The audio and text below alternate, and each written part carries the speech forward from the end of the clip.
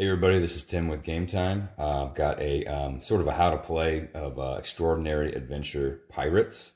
And so basically the goal of the game, here's the board as you can see. Here's our pirate ships. This is set up for 6 players. You've got 3 starting ports here, one here in Grand Granada, one in Havana, and one in St. Augustine. So that's where you're going to be starting from. The goal of the game is to try to reach the fleet over here in Trinidad. Okay, soon as one ship goes here, you get to get one of these treasures for free. Right here, you just get it for free, and it's worth so many victory points. And then the game, well, you tally up the points, and then the person with the highest points wins. Okay, and so let me show you a little bit about how to play. You're gonna have a hand of cards here, 10 or a deck of cards really. You draw 5 of those. That's going to be your hand. Okay. Every turn, well, I got 6 cards. Every turn you're going to be playing 3 of these cards. Okay. And this is actually here. Let me show you the example. So these are the 3 types of cards that are in your starting deck. You've just got a lubber, which all you're looking at really is the one. You got this guy. He has a special ability, which you can either do his special ability, which is discard a card from your deck, so you can get a better deck that way. Again, it's a deck builder. Or you can move 3. And then you got a guy, that doesn't matter, it's just flavor text. And you just move 2 with this guy, able-bodied seaman. Okay? And so you would play all these cards out on the table in front of you. And then you would look at your ships.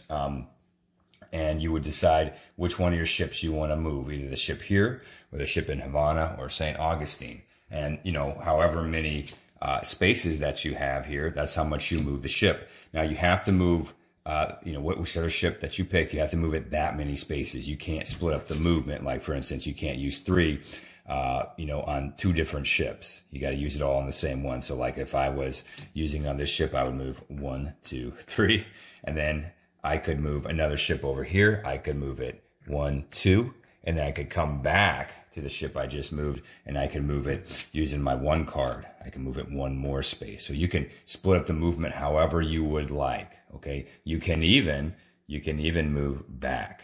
Okay, and the only thing that really prevents you from, or you don't have to move the whole amount. The only thing that stops that is if you're trying to go to a merchant ship. So you're going to see a bunch of booty, these little crates on the board, loot basically. And the way to get that is you got to move onto that, that space. And so there's these little lanes, off of the main track. The main track goes like this, all the way to Trinidad rather. And so you're going to move in here. And if you have more movement, okay, say you were using a 3 and you were right here, you can move 1, 2, and then you could stop, and you would have to stop if you wanted to go inside and fight that merchant ship. If you go in and land in a merchant ship space, or if you go to one of the many ports on the board, there's 24 ports all over the board. Here's another one over here, and there's a bunch of them like way up there, if you look right over here. Okay. Anyway, so if you go to either of those spaces, you're going to stop immediately, and you're going to do something. So there's really only 3 types of spaces: ports, merchant ships, and then the very end space, which is in the game. So as soon as you go here, it's easy. You just grab these crates, you put them in front of you, and then you go to the top of the board up here, and then you draw the top card of the merchant deck. Okay, because you're trying to hire some of their crew to be part of your crew. So this guy, he's got the little merchant symbol up here, and you would take him, and just like most deck builders, you would make a discard, and he would go in your discard. So that way, when you've gone through, you cycle through your entire deck, you're going to shuffle him into your deck, and you have a chance of drawing one of these guys. And they're pretty good. They're pretty average cards. Some of them have the same abilities as some of your starting crew. But yeah, so once you're done moving, and I'll just go ahead and explain this real quick. Once you're done moving, with all your ships, you just discard your cards, and then you draw back up to your hand size, which, I'll put these back on, but, I had 2 cards left. I played 3. I would just draw 3 more cards. Merchant, I would put in my discard pile if I got them. And then I would, the play would go around the table. Next person would go ahead and do the same thing. So you're really just moving down tracks in this game, trying to get loot. And the loot is going to let you buy these treasures. And the way that you buy the treasures and the way that you get These guys, I think they're called port cards. Anyway, it's got that symbol. Is you go to a port. It's the only other space on the board. And so you move there. And when you move there, you can, as soon as you touch it, you instantly can end your movement with that ship. It's only the ship that ends its movement on those spaces. But if you were to, end your movement on this space, then you would get one of these guys for free here, rather. They've got special abilities. They also have better movement than merchants. You could also blind draw the top card, put it in your discard pile. But yeah, they have special abilities. And so instead of moving 2 on any track, I can move 4 on the red track. You can move 2 on each track.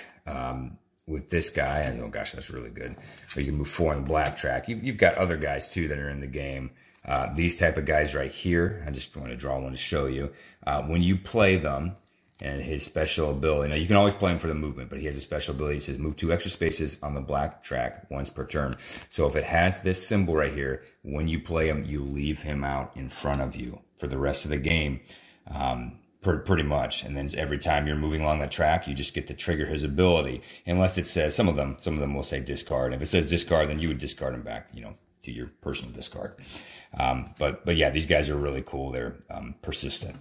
Okay, so what happens when you go to the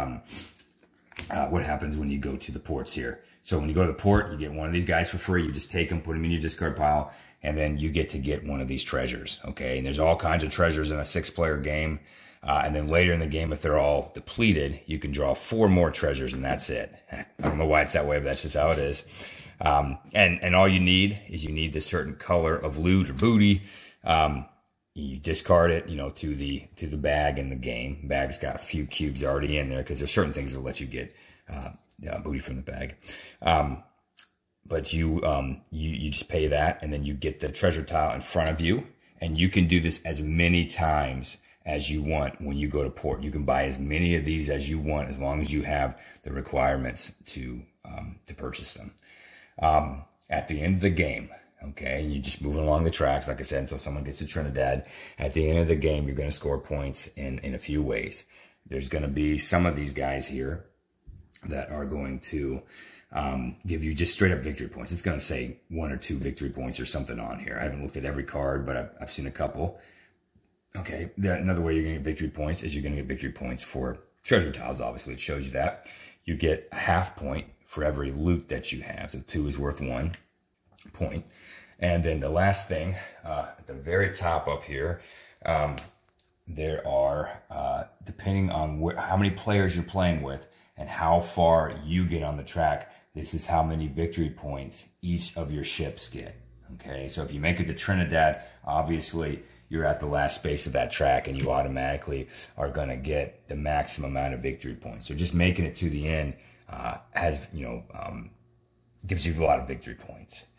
So that's pretty much how you play the game. There is one more thing we can do.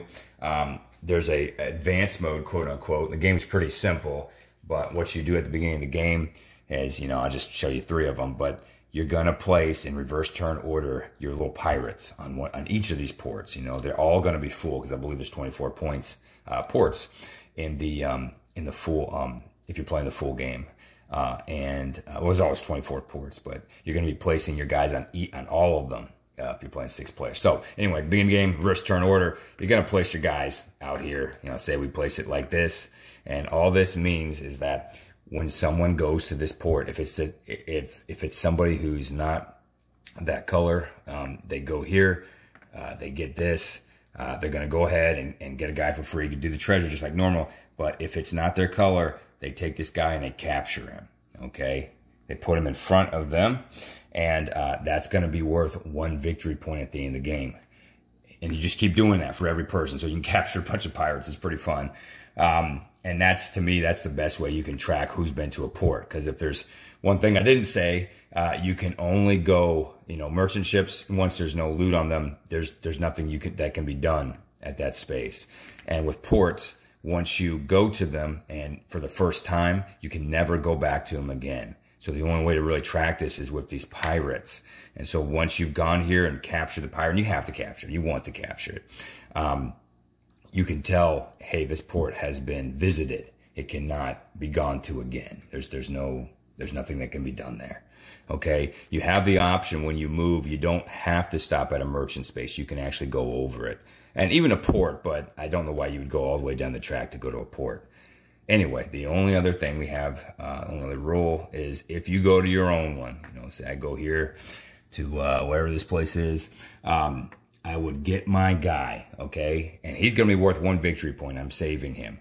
But if I can buy one of these treasures at this port, okay, where he's at, I double my points. What I do is I pay for it just like normal, and instead of putting the pirate in front of me, off the board, you know, off of this tile here, I would put it on top of here. And if I do, because he's my own color, I double the points for this. So instead of 6 points, it would be worth 12 at the end. So that's very powerful, but it also puts a target on your head because other people are going to want to get your pirates. They're going to want to capture them. It's just juicy for them. They don't want you to get double points, and they want to get 1 point for capturing a pirate that's not their color. But yeah, that's how you play Extraordinary Adventure Pirates. It's a lot of fun. Thanks for watching, guys. Bye-bye.